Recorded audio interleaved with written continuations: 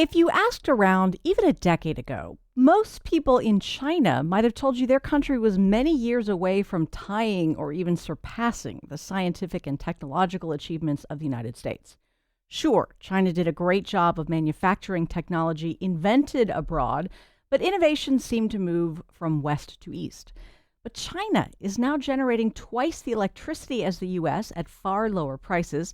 Chinese labs and research facilities are coming up with effective new medicines. And just this past summer, a Chinese company unleashed an AI model that works about as well as anything produced by Silicon Valley at a much lower cost.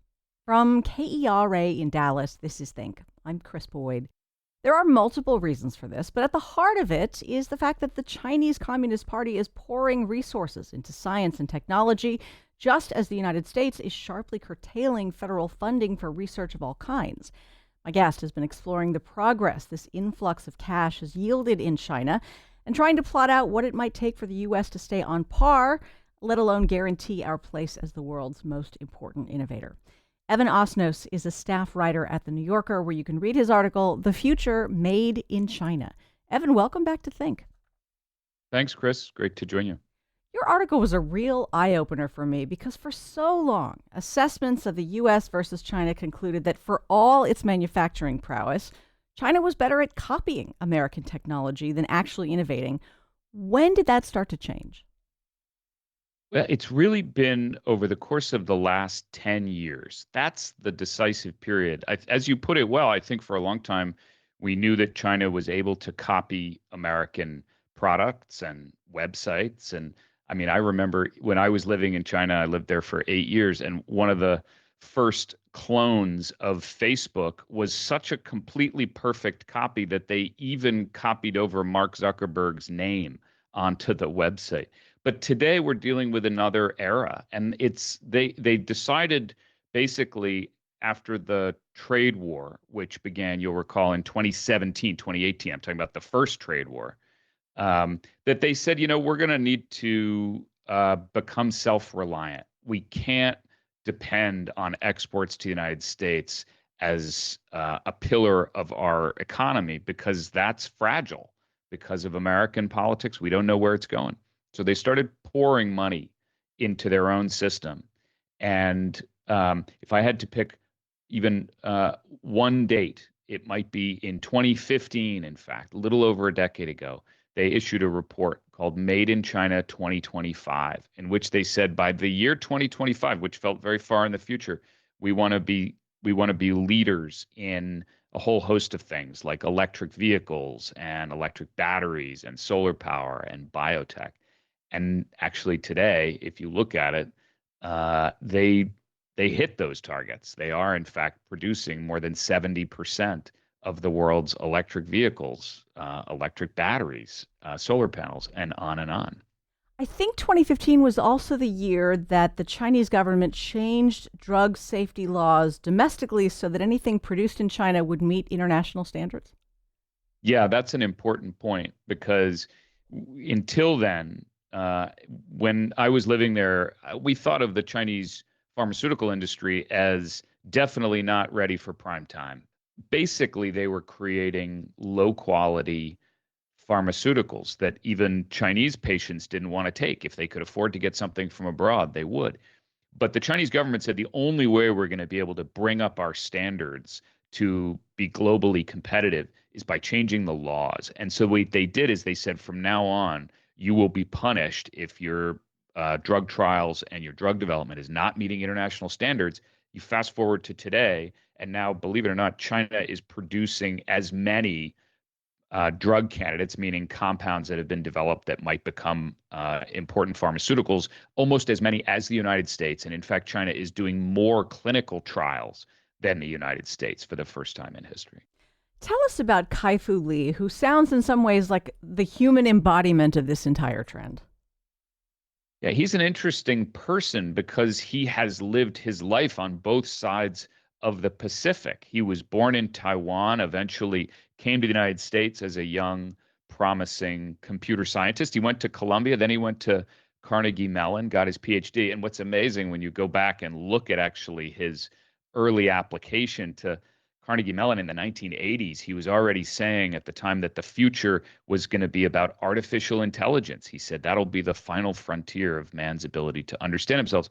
He then worked at Apple and Microsoft and Google. And then eventually he set up a venture capital firm with the intention to invest in both the US and China. And he concluded actually you can't do both. Today, he said, they're separate worlds now. And he's focused on China because, in his view, and it will be, I think, controversial perhaps to Americans to hear this, in his view, China is set up at the moment to succeed more than the United States is on the coming wave of technologies in things like robotics and biotech, which we've talked about, and AI. And so he says, I think it's going to tilt the balance of power in the world towards China, which is an astonishing thing to hear, frankly, from somebody who has prospered within, as I said, American Silicon Valley companies. So, what sort of plan has the Chinese government laid out to encourage all this truly groundbreaking science research and tech innovation? Like, how cogent and comprehensive is their plan? Well, they like plans in China. We sometimes hear about their 5-year plans and things like that, and often we'll kind of poke fun at it because it seems like, well, how can they really organize their economy in that way? But that's what a centrally run economy does. And I can stipulate all the ways in which that goes wrong. And part of what I describe in the article is the ways that history gives us warnings about the risks of too much attempts to do central planning. But one of the things we know is that it can also produce extraordinary gains in industrial capacity and innovation. And that's what we're seeing right now. So they have put together, I'll just give you a point of comparison. In 2016, for instance, the US government generated the first AI plan for the federal government. This was it was mapped out by the Obama administration to say, here are the big opportunities, the big risks. Here's what we need to think about in terms of the workforce. Here are some ways that this could really benefit the American economy. Unfortunately, it came out the same week as, people will recall, a big moment in the presidential campaign in 2016, the Access Hollywood tape. And so the AI plan really didn't get any attention. And then when the next administration came in, President Trump at that point said, we're scrapping the Obama era plan and we're going to leave it mostly to Silicon Valley. In China, they were going in the other direction. They said, we're going to lay down a plan that is going to put specific milestones for where we hope to be by 2025 when it comes to AI development, where we want to be by 2030. Here are these specific applications in agriculture, in industry, in factory processing, in all of these ways. And when you look at that today, actually, they've hit a lot of those targets. You write here, Evan, about this Chinese AI company called Moonshot. How does its platform compare its product to what US AI companies are making? Well, interestingly, the Chinese AI models right now are, depending on which estimate you believe, about 6 to 9 months behind the frontier of where American AI innovation is. And that is a meaningful period of time.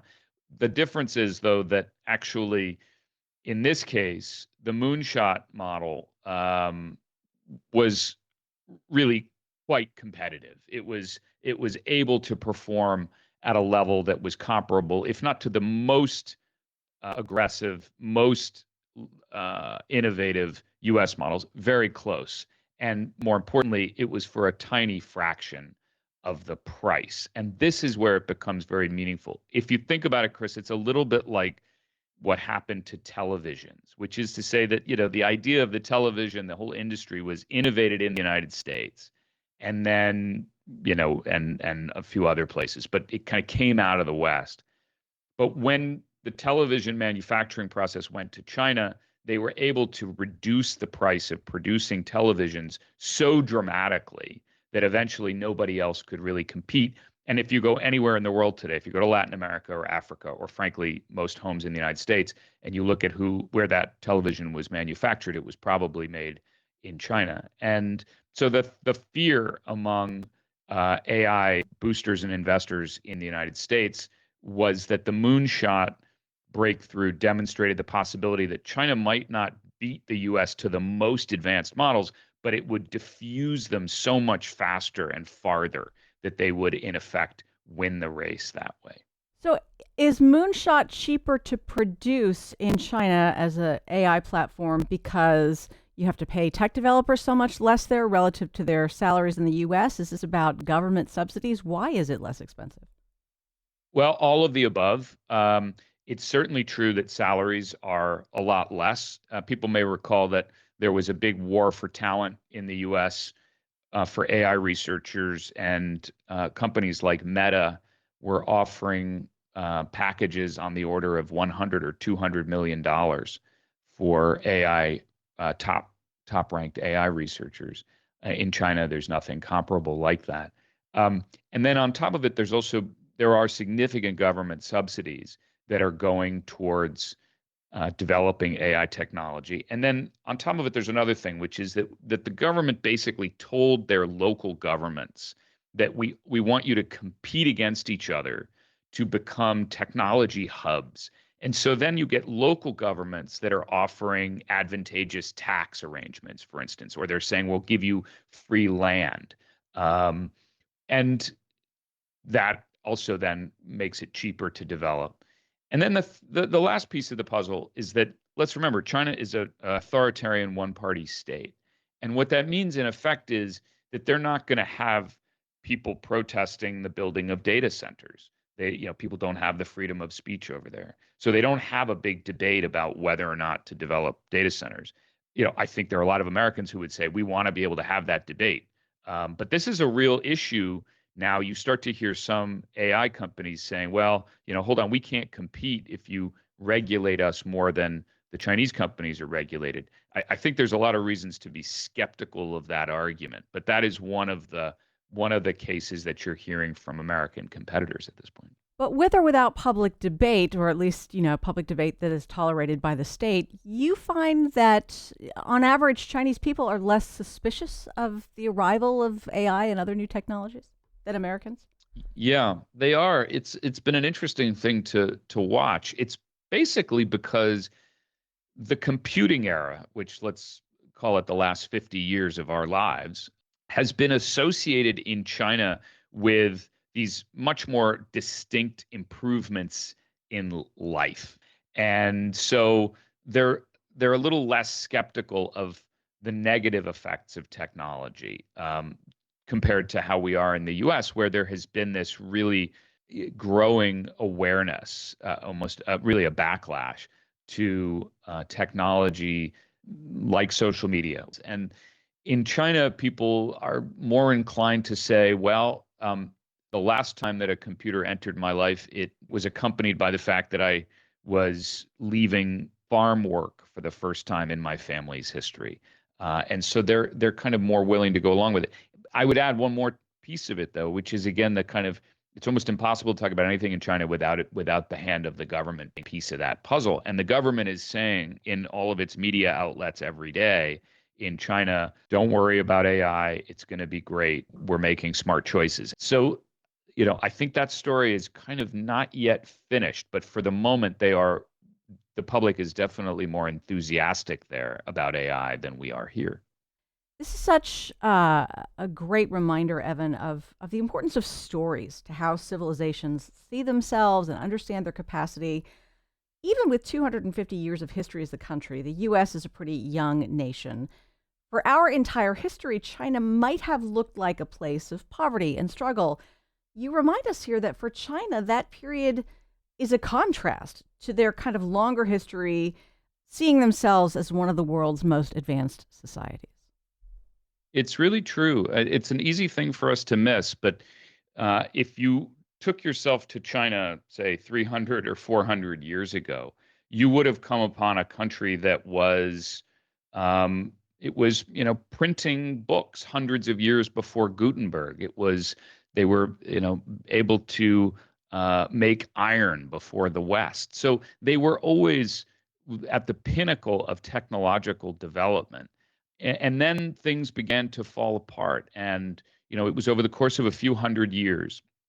But by the end of the 1800s, they were There was a very memorable moment when a leader in the Qing dynasty, a guy named Li Hongzhang in the late 1800s, said that there were changes that had not been seen in centuries. That was how he put it. And what he meant was that foreigners, other countries, were in China and using their superior technologies, meaning cannons and guns and ships, and were dominating China. And he said that the only way we're going to be able to prevail, and it was kind of a memorable phrase, was he said we have to learn the superior skills of the barbarians in order to control the barbarians.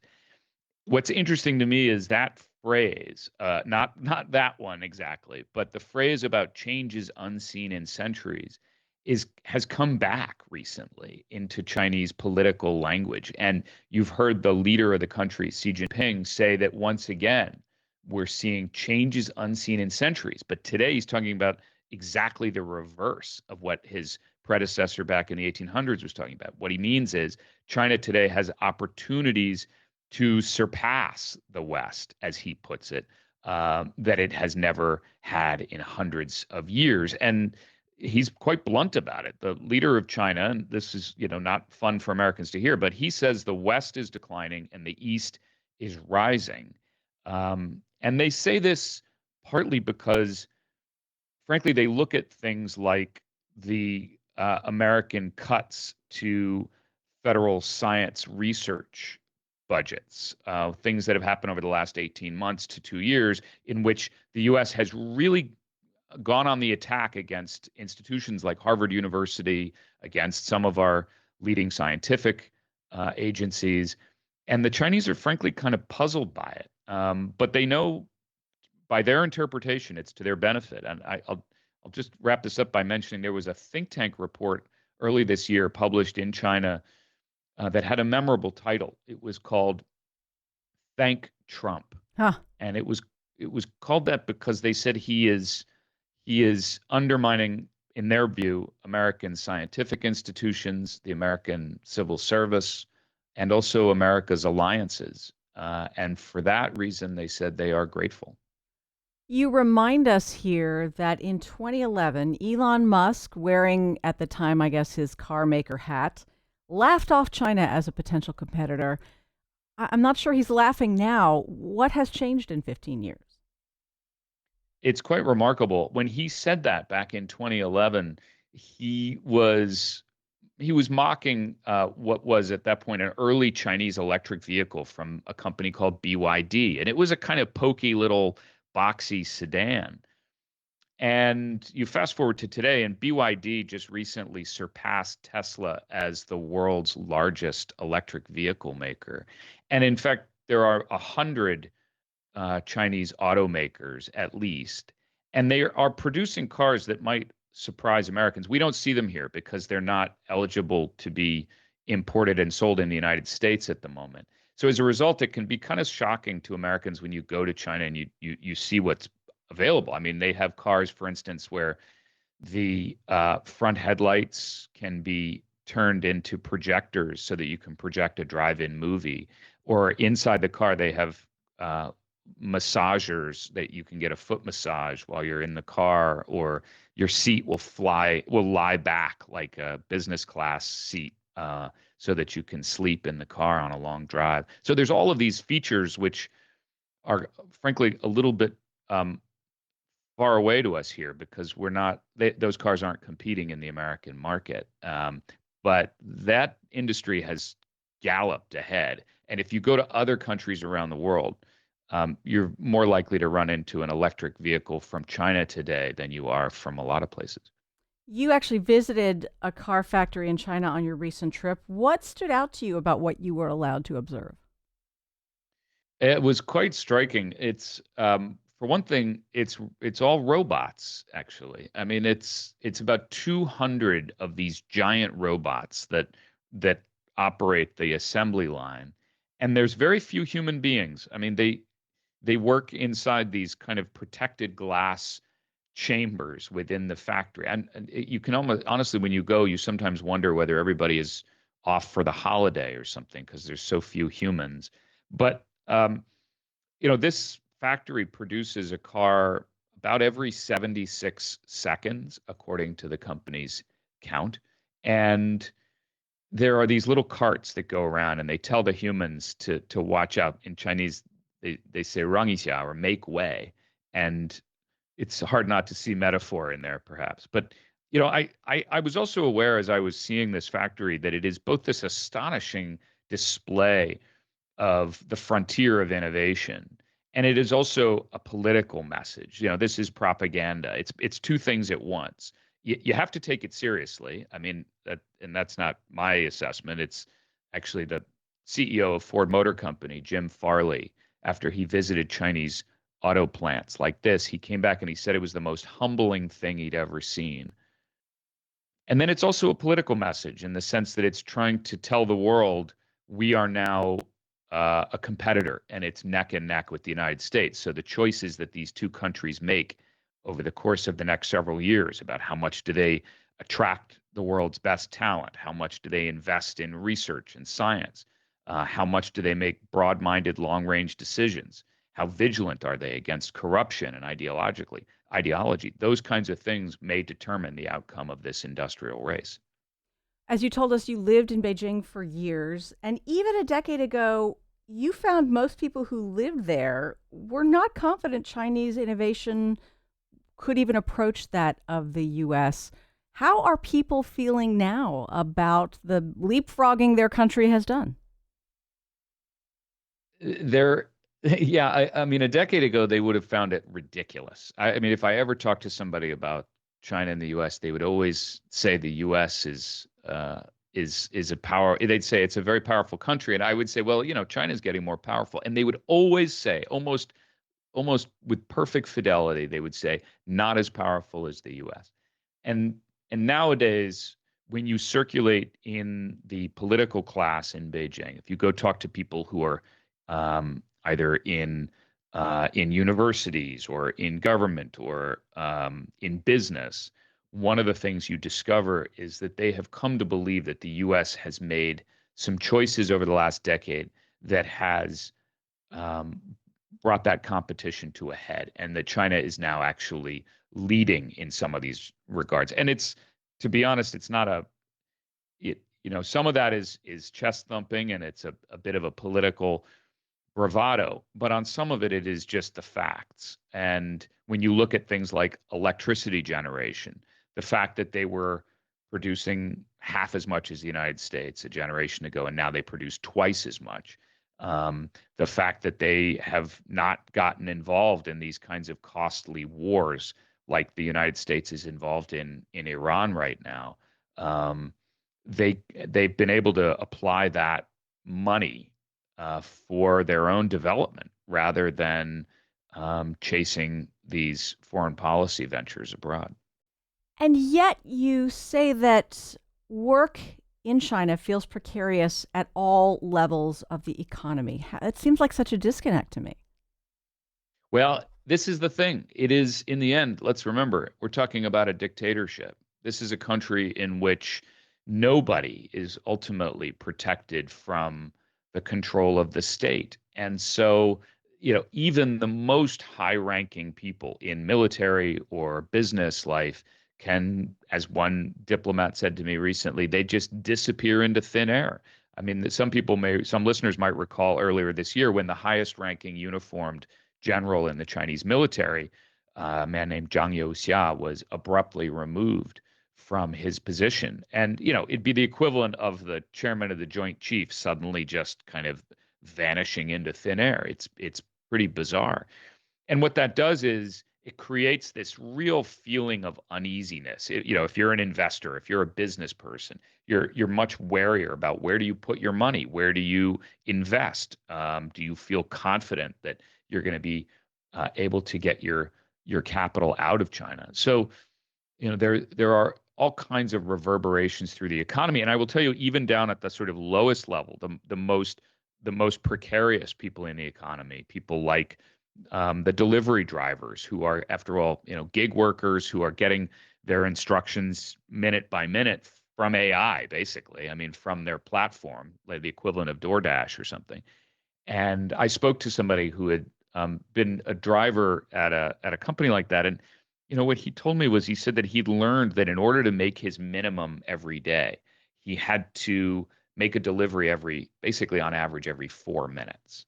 And in order to make an average of every 4 minutes, he had to avoid bathroom breaks, and so that meant he had to avoid drinking water. So it was this kind of fascinating way in which the the the surge into the AI era of the economy in China has kind of hardened the boundary between the human being and the robot, because he is a human being. He is subject to all of the amazing endowments and limitations that come with that, meaning he needs to drink water, he has to go to the bathroom. But the robot, i.e., in a sense, the platform telling him where and when to be, doesn't care about that. And that collision was fascinating to me. And in some ways, it felt to me like a little preview of a world that will become more real to us all over the planet, not just in China, over the course of the years ahead. The great leap forward of the Maoist era, of course, was ultimately quite disastrous for China. Do you have the sense that the current generation of Chinese leaders learned from their predecessors' mistakes?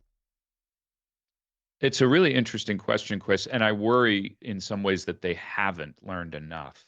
The Great Leap Forward was a catastrophe, and it was rooted in this idea of scientism, as I think of it, which is, not just that science can solve our problems, but that the almost a religious belief in the power of science and technology. At the time, Mao Zedong had said, we can catapult ourselves ahead of Great Britain and the West.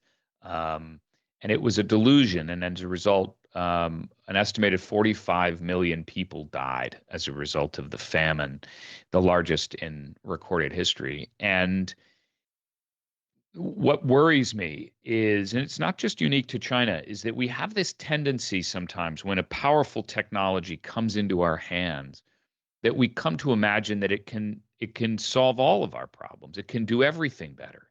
And and in fact, it blinds us to the limitations, because after all, the machines don't think, they don't empathize, they don't pick up the cues on social relationships. I'll give you an example.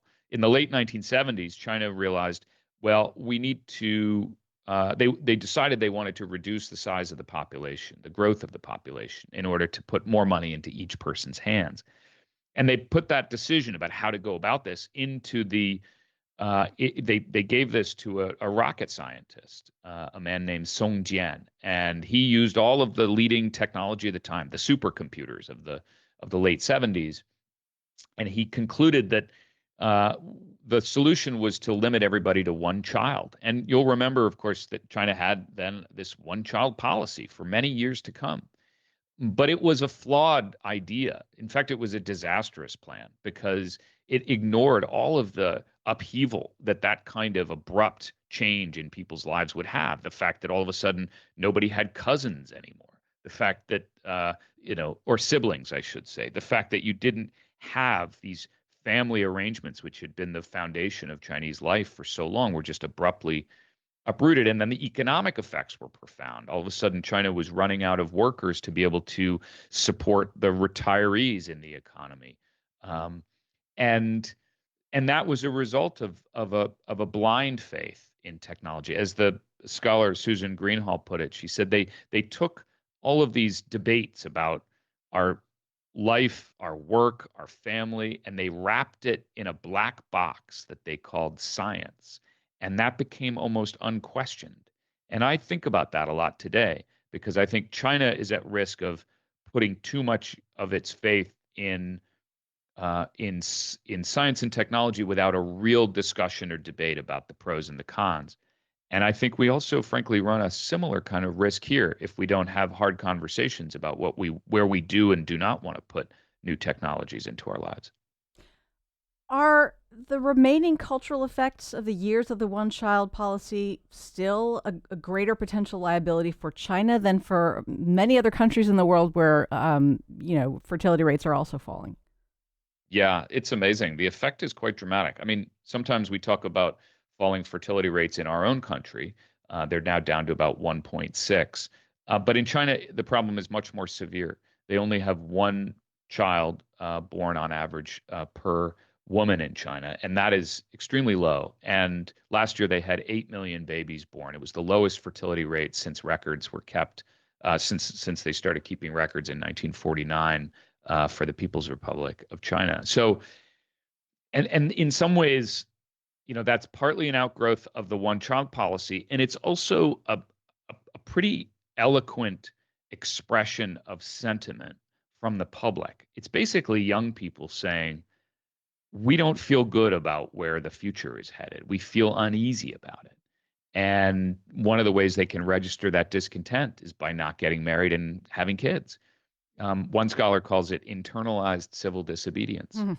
I think there's something to that. And it's worth heeding that lesson, perhaps. Evan, let's talk about the Trump administration and tariff policies. You note that China has tried thus far to avoid overtly antagonizing the United States in direct retaliation for these new tariffs. What is the logic behind that?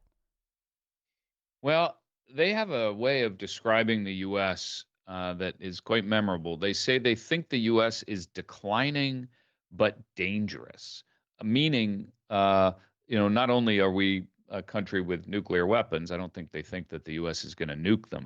What they mean is that we have this enormous power with our economic clout, um, and also our military. I mean, they did watch what the United States did in Venezuela, went in and took out a head of state. Um, and I think that there is a belief in Beijing, and I heard versions of this over and over again, that as the United States runs up against the limitations of its influence, for instance, as allies in NATO begin to organize themselves in a defensive posture because of President Trump's threats to Greenland, for instance, or because of the tariffs that have been put on American allies, that as the U.S. begins to run up against those limitations, that it will lash out. That's the feeling in Beijing, and so as a result, they've avoided overtly antagonizing the United States because they're trying to avoid that sort of confrontation, while at the same time they're using new techniques to push the U.S. back. The most notable, really kind of an astonishing moment came last year when they said, okay, in response to these tariffs, we're going to take countermeasures. And what they did was they imposed restrictions on rare earth elements and magnets. These are these important minerals that go into technologies that are very important in the United States. And in fact, China controls so much of that supply chain that within a week after they had imposed those controls, a Ford Explorer plant in Chicago had to suspend production, and so the U.S. was kind of in that moment checkmated, and they had to figure out a solution. So they came up with an accommodation to try to reduce that tension. But that was proof of concept for China. They had used these kinds of rare earth export controls on other countries in the past, but they'd never gone quite that hard against the U.S. And what they were able to discover was they could make this administration blink. And I will tell you, this was astonishing. The administration had calculated that they would be able to make the Chinese blink. Scott Bessent had said when he was asked about the possibility of Chinese retaliation. This, of course, is the Treasury Secretary. He said he didn't expect that they would be able to hold out long because he said they hold nothing but a pair of twos. And in China, people remember that moment, and they say, "Well, actually, we had more than a pair of twos." I'm so glad I can ask you about this, Evan. Is China's, outsized supply of rare earths, is that about domestic geologic good fortune? This stuff just happens to exist there. Is it about mining infrastructure, or is it about international partnerships with other countries that will allow Chinese companies to mine there? Yeah, it's very much the latter. They're bringing in these minerals from abroad. They have some resources domestically, but no, most of their dominance in that supply chain comes from the processing of these materials. So what they did is they started going out around the world and striking deals with countries, particularly in Africa and elsewhere, that would give them access to some of these materials, but but then over time, they've also gotten into the business of just buying the resources outright. So saying, okay, we just want to own the mines, um, and then bringing it to China for processing. And in parallel, over those years, the U.S. was not maintaining or expanding its own access. I think this has kind of exposed a pattern that is of real concern to people in Washington, which is this sense that we are subject to these choke points, these very specific, sometimes almost esoteric places in the economy, where if China decides to, they can they can squeeze the US. I mean, an example of that would be the ingredients that go into antibiotic production. I mean, a lot of the antibiotics that we get in this country, almost all of them, are dependent on Chinese ingredients. And we've sort of woken up to that belatedly. And there's an effort to say, well, how can we diversify our supply chain? So tell us more about global relationships. How are governments around the world finding they can work productively with the United States as compared with China at the moment? Well, it's been a pretty stark change. If you go back a couple of decades, for instance, the United States was the dominant trading partner, the leading trading partner to most countries in the world. Today, that map has flipped, and China is actually the leading trading partner to most countries. Um, but also diplomatically, there's been a big switch, particularly over the last 10 years. It started during the first Trump term when the U.S.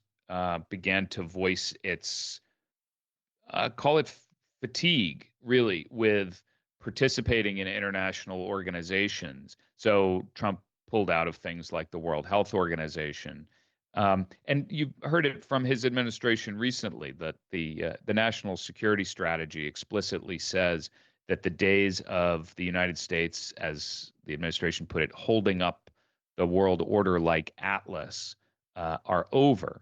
And of course, you remember the closure of USAID and the withdrawal of U.S. foreign assistance.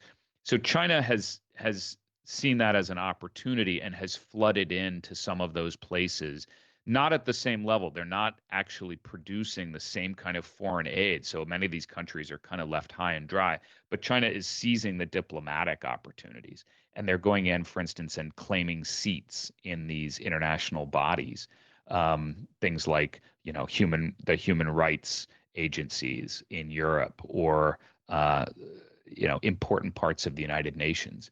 And they're also going into these countries and they're saying to them, look, we are not going to judge you if you're a dictatorship, if you're an authoritarian regime. We're going to sort of let you be you, and um, that is attractive to countries that frankly want to be able to stay in power and not be subject to the democratic demands of their own public. And China says we'll support you diplomatically. We might even defend you in the UN if you need it. Places, countries like Syria and Iran and things like that. Um, and then they're saying we'll give you the technology to do it too. If you want facial recognition cameras, we can sell those to you. Things like that. So as the United States has retreated from the global scene under the America First era, China has moved in aggressively to try to fill that space. To go back to the power of how we tell stories and what that means, how significant do you think the difference is between framing this moment as China surging ahead or framing it as the US falling behind? Or maybe you don't see a big distinction. Well, I think that it's impossible to separate the two precisely because China's decision about how fast and how far to push out is based in part on their reading of us. And they made a judgment that this was a moment that doesn't come around very often. They say this explicitly. This is not me trying to read their minds. You can see this in their documents, in their speeches, in their own internal publications. They say basically that the United States has, they call this the twilight of an empire, which is a tough thing to hear for us here, but that's how they view it. And as a result, they say this is our moment to push outwards and to take over some of that. So it's a bit of both. But I think, when it comes to bring us back to this subject of technology and science development, which is very interesting, that's a case where they say the United States has made choices about immigration policy that is making it less attractive for foreign researchers to come to the United States. And as a result, they're saying we want to try to bring those people to China, particularly if they're, people of Chinese origin. There was a study done by scholars in the U.S. measuring the number of Chinese scholars who have left the U.S. Over the last decade or two, and it's quite amazing, actually. 20,000 scholars of Chinese origin have left the United States over the last 2 decades, and many of them were working at the frontier of American science and technology. There were some people who will say, well, they were driven out partly because the United States woke up to espionage and trade theft, and it's certainly true that there were cases brought by the Department of Justice under the China Initiative that identified cases like that. But there were also a lot of cases that amounted to very little and had a chilling effect on attracting talent that has, in previous generations, redounded to America's benefit. Meanwhile, Evan, the Trump administration continues to cut federal research funding. Yeah, the contrast there is quite dramatic. China has increased its federal R&D budget by 7% this year. This is on top of other large gains in previous years, but at the same moment that the Trump administration has actually been cutting investments in science. So that is the curves on that graph are going in opposite directions. If you were to prescribe a remedy for all this from the perspective of Americans who want to stay competitive, if not dominant, would it be just reviving the kind of federal funding and federal policies that made American science so dominant for so long?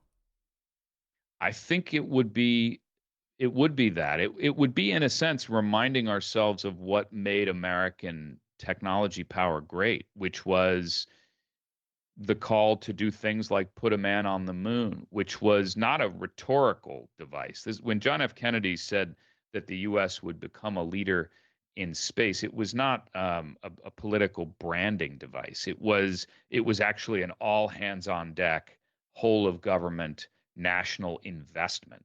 It was about saying we're going to make long range choices to try to position ourselves at that point against the Soviet Union. Um, and and we had to have some patience and follow through. And at the moment, it can feel to people on both sides of the aisle that sometimes we're making political choices just angling for the next news cycle, or perhaps the next earnings report, and we're not making the kinds of investments that helped push the United States to the frontier a generation ago. Has China specifically articulated its ultimate goals for its AI industry? They would like to be the world leader. And that means, by definition, surpassing the United States. But I will say that they define leader in a slightly different way than we do. In Silicon Valley, there's a lot of focus on achieving artificial general intelligence, AGI, or super intelligence. China is less concerned with that threshold than it is with getting it into the hands of as many people around the world as possible. So we're slightly running different races when it comes to that. But most of all, what they say is that they think that with enough dedication and investment, and by avoiding what they would describe as stupid distractions, that they can continue to build out China's position in the world. And that's been their focus. And I think that one of the hardest things for China to grasp about the American story is the idea of resilience. This sense that there have been moments when the United States was deeply divided. After all, we had a civil war. And then there are moments when we have surged ahead and pulled together again. And so oftentimes when you look at Chinese conclusions about the United States, their assessments are that, well, this time we're really finished. We're a spent force. I think that's a mistake on China's part. I think that they underappreciate the fact that the United States may look at moments like we're completely divided, but the pendulum can swing pretty fast. And I certainly hope that part of the reason for writing a report of this kind, which documents the facts on the ground in China in ways that might surprise Americans, that it might have the effect of opening some eyes here to say, let's do what we do well, and pull together where possible to be able to compete fiercely. Evan Osnos is a staff writer at The New Yorker, where you can read his article, The Future Made in China. Evan, it's always a pleasure. Thank you for sharing your reporting on this. My pleasure. Thanks for having me. Think is distributed by PRX, the Public Radio Exchange. You can find us on Facebook, Instagram, anywhere you get podcasts, and at our website, think.kera.org. Again, I'm Chris Boyd. Thanks for listening. Have a great day.